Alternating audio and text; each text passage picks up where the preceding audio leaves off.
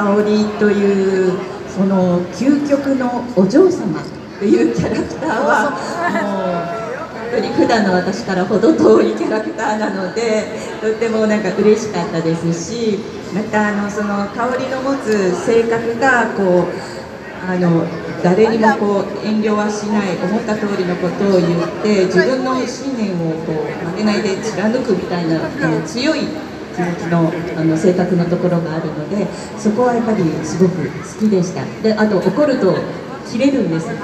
その切れっぷりも好きでした。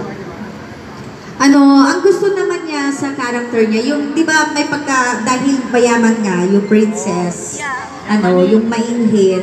Kasi actually, ganun din siya. Talaga. Mainhin, yung so parang hindi siya nahirapan i-execute yung, yung character na yun. So yun ang pinaka nagustuhan niya sa character niya. Arigato, arigato. Thank you so much. Yun lang alam